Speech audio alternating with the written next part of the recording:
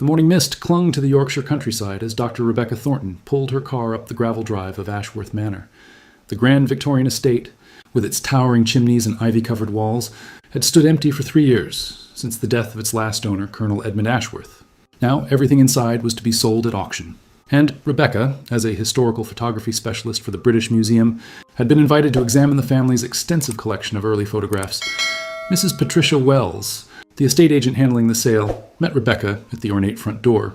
"The family photography collection is quite remarkable," she explained as they walked through the dust-covered halls.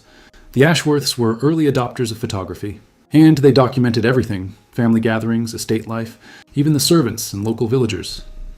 The photography collection was housed in the manor's library, where hundreds of photographs, glass plates, and daguerreotypes were carefully stored in mahogany cabinets.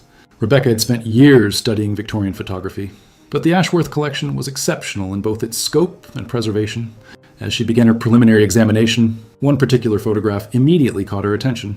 The image, dated 1900 on the back in faded ink, showed what appeared to be a family gathering in the manor's grand drawing room. Several adults in formal Edwardian dress were arranged around an ornate settee, but it was the small child in the center of the composition that drew Rebecca's eye. A toddler, perhaps 2 years old, sat on his mother's lap. His face turned toward the camera with the most infectious, joyful laugh she had ever seen captured in a Victorian photograph.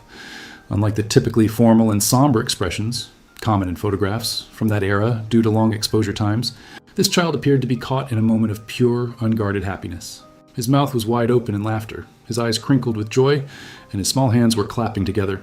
The photograph was remarkably well composed and clear, suggesting it had been taken by a skilled photographer with high-quality equipment. Rebecca made a note to have this particular photograph digitally scanned and enhanced. There was something about the child's expression, so spontaneous and natural, that seemed unusual for photography of the period.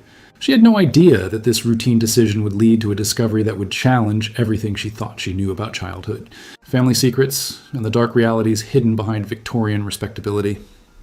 2 weeks later, Rebecca sat in the British Museum's Advanced Digital Imaging Laboratory with technician James Morrison, one of the UK's leading experts in historical photograph restoration and enhancement. The Ashworth family photograph lay under the high-resolution scanner, and James was methodically working through each section of the image using state-of-the-art enhancement software. "This is extraordinary work for 1900, James murmured, adjusting the contrast and resolution settings. The photographer clearly had exceptional skill and equipment. Look at the depth of field, the lighting. It's remarkably sophisticated for the period." He had spent 12 years digitizing historical photographs from major British institutions, and his expertise was internationally recognized. Rebecca leaned forward as James zoomed in on different sections of the image. The adults in the photograph came into sharp focus. She could see the intricate beadwork on the women's dresses, the precise tailoring of the men's suits, and even the detailed patterns of the wallpaper and furnishings that spoke of considerable wealth and status. But it was when James focused on the laughing toddler that Rebecca felt her excitement building. At higher magnification, every detail of the child's expression became crystal clear. His chubby cheeks, his tousled hair, his bright eyes sparkling with mirth. The quality of the enhancement was so good that she could almost hear his laughter across the decades. "Wait," James said suddenly, his cursor hovering over the child's open mouth. "There's something here that doesn't look right." He began to increase the magnification on the toddler's mouth, his expression becoming increasingly puzzled. At first, Rebecca assumed they would see nothing more than what one would expect: the inside of a laughing child's mouth, perhaps some baby teeth. But as James continued to enhance and clarify the image, she felt her breath catch in her throat. "That's impossible," she whispered, leaning closer to the monitor. Inside the child's mouth, clearly visible now thanks to the digital enhancement, was something that definitely should not have been there. Something small, dark, and deliberately placed.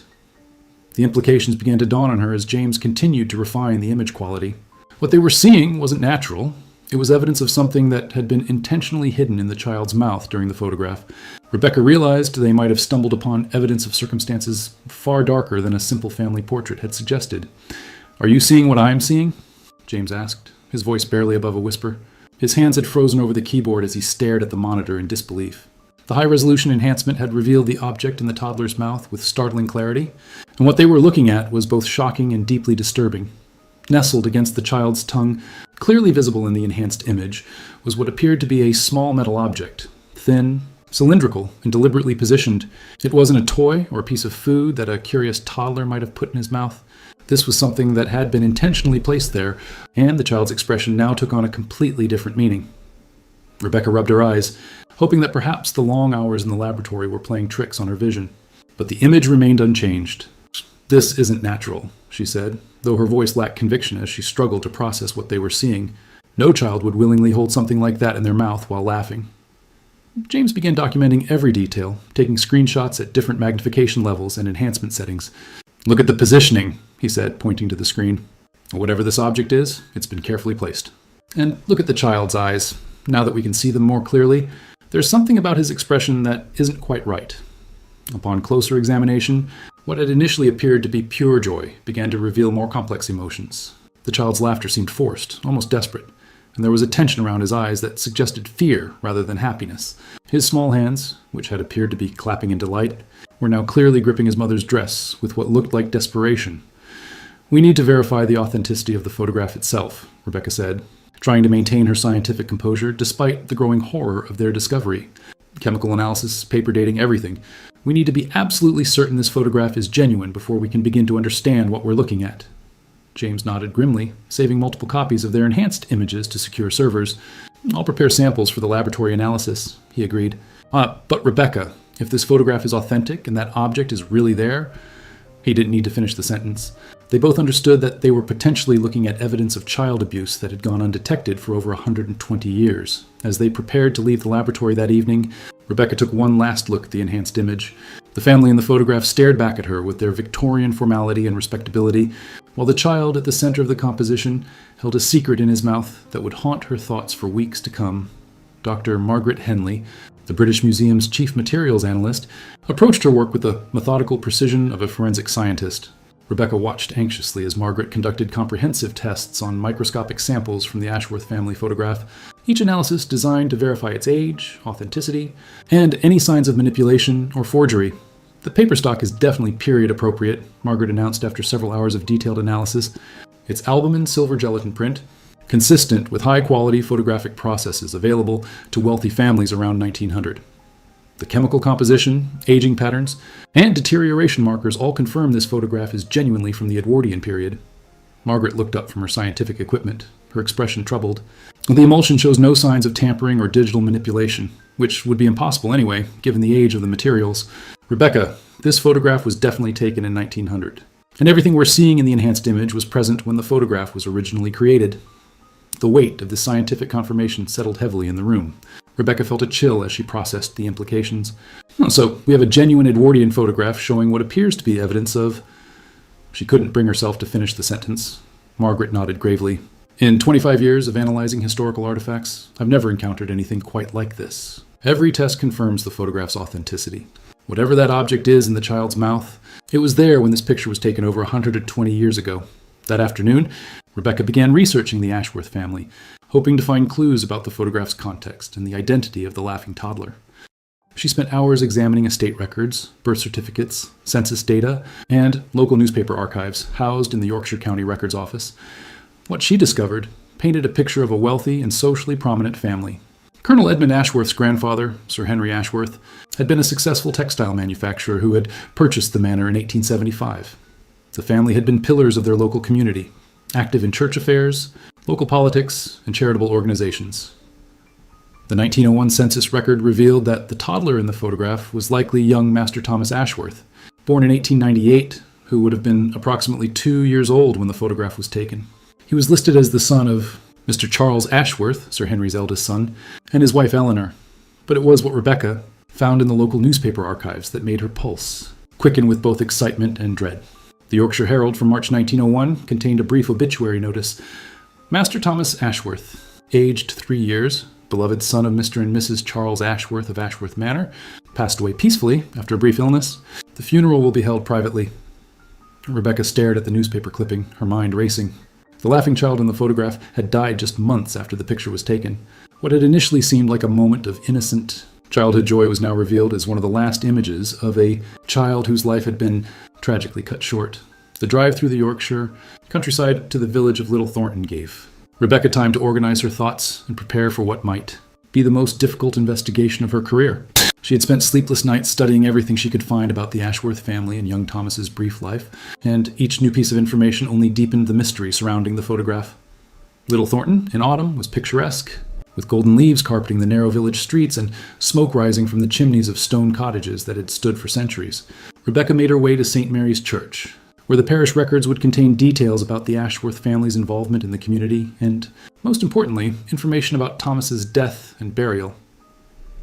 The Reverend Dr. William Hartwell, an elderly man whose family had served the parish for generations, met Rebecca in the church's ancient records room. "The Ashworth family?" he said thoughtfully. "Oh yes, they were very prominent in the parish. Very generous benefactors, though there were always whispers." "What kind of whispers?" Rebecca asked, pulling out her notebook. "Well, you must understand that in those days, people didn't speak openly about family troubles, especially not concerning families of such social standing," Reverend Hartwell explained. "But there were concerns about the children's welfare. Several of the Ashworth children died young, which wasn't uncommon in those times, but..." He paused, choosing his words carefully. "But there were suspicions?" Rebecca prompted gently.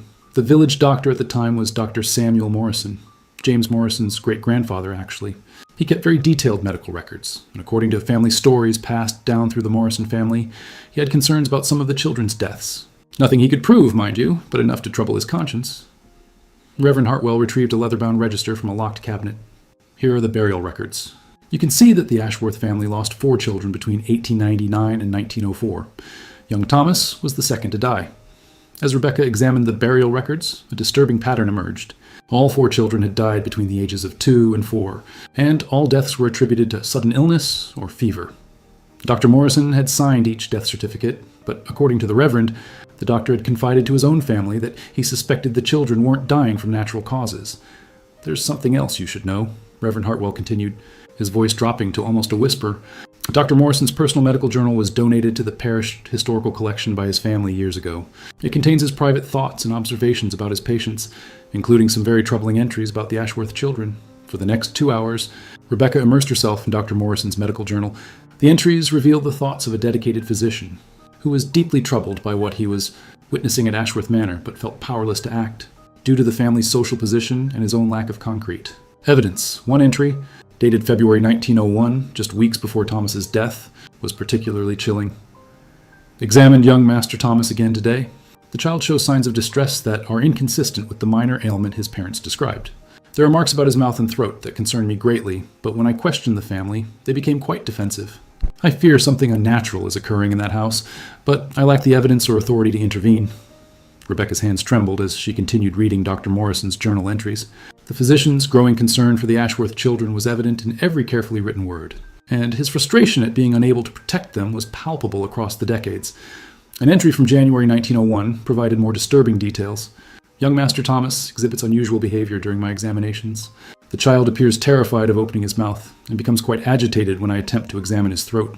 His mother, Mrs. Eleanor Ashworth, claims he has simply become shy, but I observe a fear in the child's eyes that speaks to something far more troubling.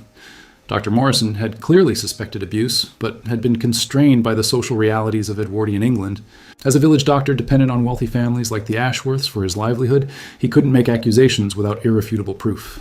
The social hierarchy of the time made it virtually impossible for someone of his position to challenge a family of the Ashworths' standing." Reverend Hartwell showed Rebecca another significant document, a letter that Dr. Morrison had written to a colleague in London, but apparently never sent. The letter, found among his papers after his death, revealed the full extent of his suspicions. "I believe the Ashworth children are being subjected to some form of systematic abuse. The symptoms I observe are consistent with poisoning or the forced ingestion of harmful substances.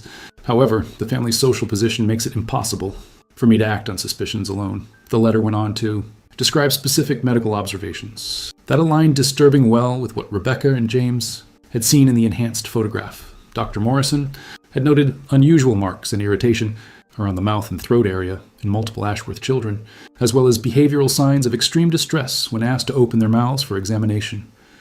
Rebecca felt sick as she began to understand what the small metal object in Thomas's mouth might have been. In the context of Dr. Morrison's medical observations, it appeared that the children were being forced to consume or hold substances that were harmful to their health, possibly as part of some twisted form of control or punishment. "There's one more thing," Reverend Hartwell said quietly.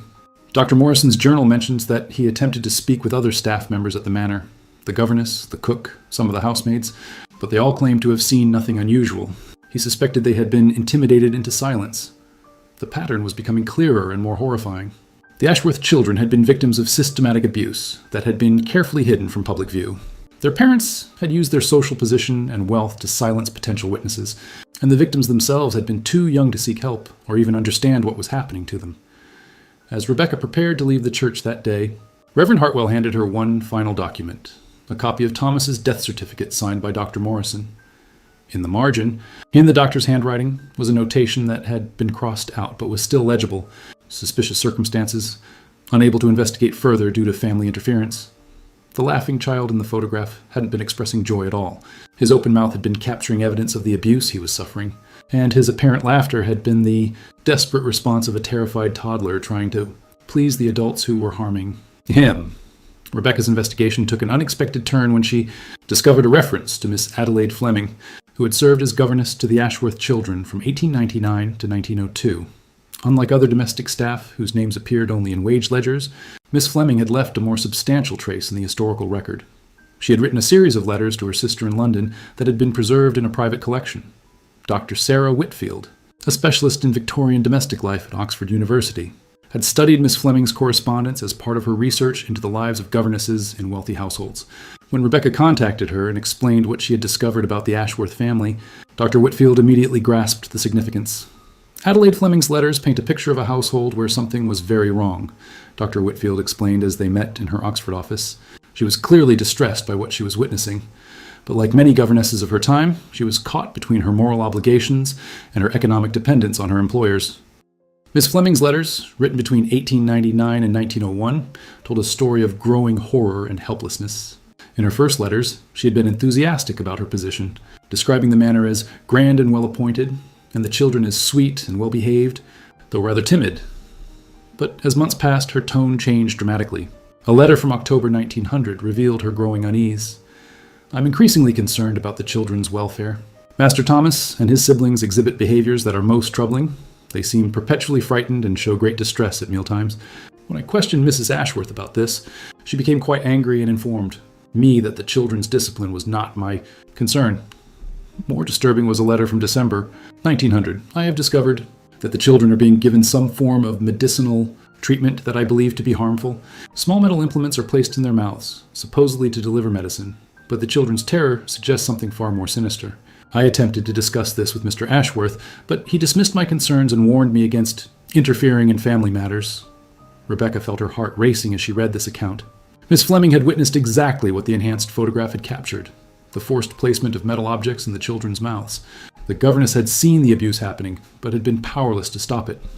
The final letters from Miss Fleming revealed her desperate attempts to find a way to help the children. She had written to former employers seeking references for a new position. But she had also documented what she was witnessing in case she ever found the courage to report it to authorities. A letter dated February 1901, just weeks before Thomas's death, was the most heartbreaking. "I can no longer bear to witness what is being done to these innocent children. Master Thomas, in particular, seems to be targeted for the most severe treatments. He has learned to smile and laugh when the implements are placed in his mouth, as this seems to lessen his parents' anger, but I can see the terror in his eyes. I am planning to leave this position, but I fear what will become of the children when I am no longer here to offer what small protection I can provide." Miss Fleming had left the Ashworth household in March 1901, just days after Thomas's death. Her final letter from the manor was brief but devastating. "The dear child is gone. I pray that he has found peace at last, though I will carry the guilt of my inability to save him for the rest of my days." Dr. Whitfield had uncovered additional evidence that revealed the extent to which the Ashworth family's abuse of their children had been an open secret among the local community. Through her research into Victorian household management, she had found references to the Ashworth family in the personal papers of several other families in the area. What we're seeing here is a classic example of how wealth and social position could protect abusive families in the Victorian era, Dr. Whitfield explained. Multiple people knew or suspected what was happening, but the social and economic power structures made it virtually impossible for anyone to intervene effectively. The evidence showed that at least 6 different people had witnessed or suspected the abuse. Dr. Morrison, Miss Fleming, 2 housemaids who had worked at the manor, the cook, and even the local vicar who had made several pastoral visits to the family. Yet none had been able to stop what was happening to the children. Dr. Morrison's journal revealed that he had attempted to discuss his concerns with other prominent families in the area, hoping to find allies who might help him confront the Ashworths. But he had been met with reluctance to get involved. in what were considered private family matters. The social code of the time prioritized family privacy and class solidarity over child welfare. Miss Fleming's letters showed that she had tried to enlist the help of the other governesses employed by wealthy families in the region, but they had been equally powerless. One governess had written to Miss Fleming advising her to find another position quickly and speak of these matters to no one, lest your reputation be ruined and you find yourself unable to secure employment elsewhere. The housemaids who had witnessed the abuse faced even greater constraints. Working-class women in domestic service had no social standing and could be dismissed without references if they displeased their employers. Rebecca found records showing that 2 maids had been dismissed from Ashworth Manor for impertinence, likely meaning they had questioned what they saw happening to the children.